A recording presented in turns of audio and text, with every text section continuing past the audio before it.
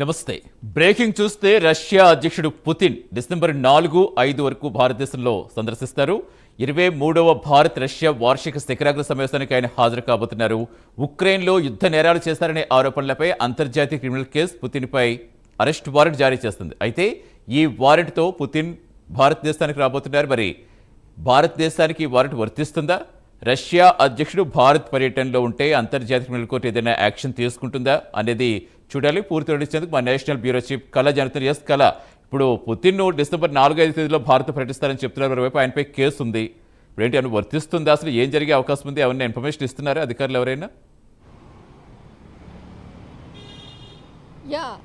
ఖచ్చితంగా సతీష్, ఎందుకంటే దాదాపు ఇప్పుడు ఉండేటటువంటి ప్రపంచంలో ఉండేటటువంటి అటు ఉక్రెయిన్ అనుకోవచ్చు, రష్యా, అమెరికా, తర్వాత భారత్ అనేక దేశాలకు సంబంధించినటువంటి ఒక బిగ్ అంటే న్యూస్ అని చెప్పవచ్చు. దాదాపు 4-5వ తేదీన భారత పర్యటనకు వ్లాదిమిర్ పుతిన్ రాబోతున్నారు. అయితే ఇక్కడ వస్తున్నారు అన్నటువంటిది ఒక అధికారికంగా కూడా ప్రకటించడం జరిగింది. ఆ తర్వాత అంటే జరిగేటటువంటి పరిణామాలని చెప్పవచ్చు.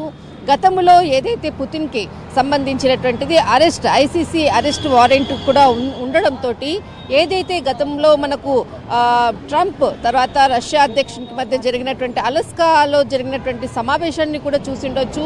ఒక ప్రాంతంలోనే ఉండి అక్కడే సమావేశం జరిపినటువంటిది. అలాంటి నియమ నిబంధనలు ఉన్నటువంటి ఎక్కడికి కూడా ఏ దేశాలకు కూడా వెళ్లకుండా ఉండేటటువంటి పుతిన్ ఇప్పుడు 2 రోజుల నిమిత్తము ఇక్కడికి రావడము అంటే భారత్కు పర్యటనలో రావడం అంటే భారత్ పర్యటన సేఫేనా అంటే దానిపై ఇంకా పలు సలహాలు అంటే సూచనలు కూడా తీసుకున్నది. తర్వాత భారత్తో కూడా ఖచ్చితంగా తన అంటే ఏదైతే పర్యటన నిమిత్తము ఒక సేఫ్ జోన్లో ఉండే విధంగా కూడా అంటే ఇక్కడ 2 రోజుల పర్యటనకు కూడా ఎలాంటి ఇబ్బందులు రాకుండా ముందస్తుగానే దీనిపై కూడా ఒక సమావేశాన్ని కూడా ఏర్పాటు చేసుకున్న తర్వాతనే అధికారికంగా ప్రకటించారు అన్నటువంటిది మాత్రము కీలకమైనటువంటి సమాచారం. అయితే ఇక్కడ ఏదైతే అంటే పుతిన్కి సంబంధించినటువంటి పర్యటనలో ముఖ్యంగా ఇక్కడ 2 అంశాలు చెప్పాలి. అంటే ఐసీసీ పర్యటనలో ఐసీసీకి సంబంధించినటువంటి ఏదైతే అరెస్ట్ వారెంట్ ఏదైతే ఉందో భారత పర్యటనలో దాదాపు 125 దేశాలను దాటుకొని ఇక్కడికి వచ్చే సమయంలో కూడా అతడు ప్రయాణించేటటువంటి ఏదైతే విమాన ప్రయాణాల రూటు కూడా ఆ దేశాల గుండా ప్రయాణించకుండా భారత్లోకి వచ్చే విధంగా కూడా తన ప్రయాణం ఉండబోతుంది. అంటే ఒకవేళ ఆ దేశంలో ప్రయాణించేటప్పుడు కూడా అరెస్ట్ చేసేటటువంటి అవకాశాలు ఉంటాయి అన్నటువంటి ఏదైతే నివేదికల ప్రకారంగా అనుకోవచ్చు, ఇంటెలిజెన్స్ సమాచార ప్రకారంగా కూడా ఆ దేశాలను కాకుండా నేరుగా భారత్కు వచ్చే విధంగా కూడా రూట్ మ్యాప్ను కూడా ఏర్పాటు చేశారు. ఇక్కడికి అంటే ఐసీసీకి సంబంధించినటువంటి అరెస్ట్ వారెంట్ ఉన్న నేపథ్యంలో భారత్పై కూడా అంటే అరెస్ట్ చేసేందుకు కూడా ఒత్తిడి తెచ్చేటటువంటి అవకాశాలు ఉన్నాయంటే ఖచ్చితంగా ఉన్నాయి. ఎందుకంటే గతంలో మనకు 2015లో కూడా ఇలాంటిది ఆఫ్రికన్కి సంబంధించినటువంటి నేత ఇక్కడ మనకు సమ్మిట్ జరిగేటప్పుడు కూడా ఇక్కడ ఇండియాలో ఏదైతే సమావేశం జరుగుతున్నప్పుడు కూడా అతనిపై కూడా 2015లో కూడా అతనిపై కూడా అరెస్ట్ అంటే ఐసీసీ అరెస్ట్ వారెంట్ కూడా ఉన్నది. ఆ సమయంలో కూడా ఖచ్చితంగా అప్పుడు కూడా భారత్ సహాయం కూడా కోరింది. అయితే అప్పుడు ఏదైతే మనకు ఇండో ఆఫ్రికాకు సంబంధించినటువంటి సూడాన్ అధ్యక్షుడు ఇక్కడ సమావేశంలో ఉన్నాడు. కానీ ఏదైతే భారత్ మాత్రము ఖచ్చితంగా ఎలాంటి అంటే ఒత్తిడులకు తలగ్గకుండా అప్పుడు కూడా సూడాన్ అధ్యక్షునికి తోడు అంటే సూడాన్ అధ్యక్షుని వైపే ఉండి ఖచ్చితంగా ఇక్కడ అంటే తన సంరక్షణ అనుకోవచ్చు ఏదైతే వచ్చినటువంటి వ్యక్తికి ఆతిథ్యం ఇచ్చేటటువంటి దేశం భారత్ కాబట్టి ఖచ్చితంగా వచ్చినటువంటి వ్యక్తికి సపోర్టింగ్గా ఉన్నటువంటిది నేపథ్యం.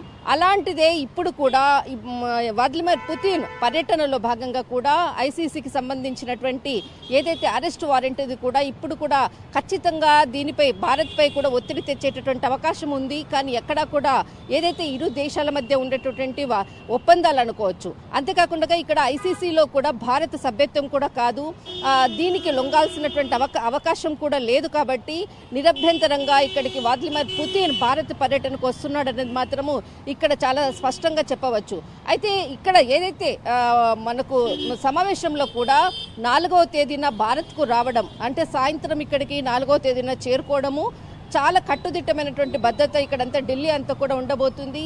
5వ తేదీన ఉదయము ప్రధాని నరేంద్ర మోడీతో సమావేశము, తర్వాత రాష్ట్రపతితో కూడా ప్రత్యేకమైనటువంటి సమావేశము, విందు ఏర్పాట్లు కూడా చేశారు. ఇక్కడ కార్మికులకు సంబంధించినటువంటి ఒక ఒప్పందం అనుకోవచ్చు, తర్వాత ఏదైతే వాణిజ్యపరమైనటువంటి ఒప్పందాలు, ముఖ్యంగా రక్షణపరమైనటువంటి ఒప్పందాలు ఇక్కడ జరుగుతున్నాయి. S-400 Su-57కి సంబంధించినటువంటి అనేక రక్షణపరమైనటువంటి ఒప్పందాలు. కానీ ఇక్కడ ముఖ్యంగా అంటే తన అరెస్ట్దే ఎక్కువగా అన్ని దేశాలు కూడా ఇటువైపు చూస్తున్నాయి. ఎందుకంటే తనకి అరెస్ట్ వారెంట్ ఉన్న తర్వాత కూడా ఏదైతే భారత్లో పర్యటిస్తున్నారు, ఏ విధంగా భారత్ స్పందిస్తుంది, భారత్ ఏ విధంగా రక్షణ వ్యవస్థ పరంగా చూసుకుంటుంది అన్నది మాత్రం ఇక్కడ చాలా బిగ్ క్వశ్చన్ అని చెప్పవచ్చు. ఎందుకంటే ఇప్పటికే కూడా అంటే ఐసీసీలో ఉన్నటువంటి ఏదైతే మనకు 33 ఆఫ్రికా దేశాలు ఇందులో సభ్యత్వంగా ఉన్నాయి, 45 యూరోపియన్ దేశాలు ఉన్నాయి, తర్వాత 28 అమెరికా దేశాలు ఉన్నాయి, 19 ఆసియా పసిఫిక్ దేశాలు కూడా ఇందులో సభ్యత్వంగా ఉన్నాయి. కానీ ఇందులో భారత్ సభ్యత్వం లేదు. దీనికి ఏదైతే ఐసీసీకి సంబంధించినటువంటి దీనికి సంబంధించినటువంటి అరెస్టుకి మాత్రం లొంగాల్సినటువంటిది లేదు. ఖచ్చితంగా ఒత్తిడి తెచ్చినా దానికి మనకు భారత్ సమాధానం ఇచ్చేటటువంటి అవకాశం కూడా లేదు. కాబట్టి ఇక్కడ వ్లాదిమిర్ పుతిన్ ఇక్కడికి రావడం అన్నది కూడా ఎలాంటి ప్రాబ్లం అంటే ఒక సేఫ్ జోన్లో ఉండడంతో ఇక్కడికి రావడం జరిగింది. గతంలో కూడా అంటే ఉత్తర కొరియా అనుకోవచ్చు, చైనా అనుకోవచ్చు, అలస్కా అనుకోవచ్చు, తనకు రష్యా వ్లాదిమిర్ పుతిన్కి అనుకూలంగా ఉన్నటువంటి దేశాల్లో మాత్రమే ఆయన పర్యటించాడు. ఎప్పుడైతే మనకు మార్చి 17న 2023లో ఆయనపై ఏదైతే అరెస్ట్ వారెంట్ జారీ చేసిన తర్వాత ఆయన చాలా మటుకు కూడా పర్యటనకు వెళ్ళేటటువంటి దేశాలు అనుకోవచ్చు, అనేక ప్రాంతాలు కూడా అంతకుముందు కూడా వెళ్ళేవాడు. కానీ ఆ తర్వాత అరెస్ట్ వారెంట్ జారీ చేసిన తర్వాత ఎక్కడికి కూడా వెళ్ళడం లేదు. చాలా మటుకు అంటే G20 సమావేశాలు జరిగినప్పుడు అనుకోవచ్చు, బ్రిక్స్ సమావేశం జరిగినప్పుడు కూడా వర్చువల్గానే అటెండ్ కావడం జరిగింది, కానీ ఎక్కడ పర్యటనలకు వెళ్ళలేదు. దాదాపు 2021 తర్వాత అంటే 2022 ఏదైతే ఉక్రెయిన్ యుద్ధం జరిగిన తర్వాతనే మొట్టమొదటిసారిగా ఈ భారత్ పర్యటనకు వస్తున్నాడు అన్నది మాత్రం ఇక్కడ మనం చెప్పవచ్చు. కానీ చాలా సేఫ్గా తనకు అనుకూలంగా ఉన్నటువంటి దేశాలకు మాత్రమే ఇక్కడికి విదేశీ పర్యటనలకు వస్తున్నాడు. అందులో భాగంగానే భారత్ కూడా అనుకూలమైనటువంటి దేశము, తర్వాత మిత్ర దేశము, ఎన్నో సంవత్సరాల నుంచి ఉన్నటువంటి మిత్ర దేశం కాబట్టి ఈ పర్యటనకు ఒప్పుకోవడము, తర్వాత ఇక్కడ భారత్ రష్యా వార్షిక సమావేశానికి ఢిల్లీ వేదిక కానుంది. కానీ ఎలాంటి అరెస్ట్ వారెంట్ ఉన్నా కానీ చాలా ఇక్కడ రక్షణ వ్యవస్థను ఏర్పాటు చేసి భారత్ ఒక రక్షణగా ఉంటుందన్నటువంటి ధైర్యంతో ఈ విదేశీ టూర్కి మాత్రం రాబోతున్నారని చెప్పవచ్చు. రైట్, థ్యాంక్ యూ కళ.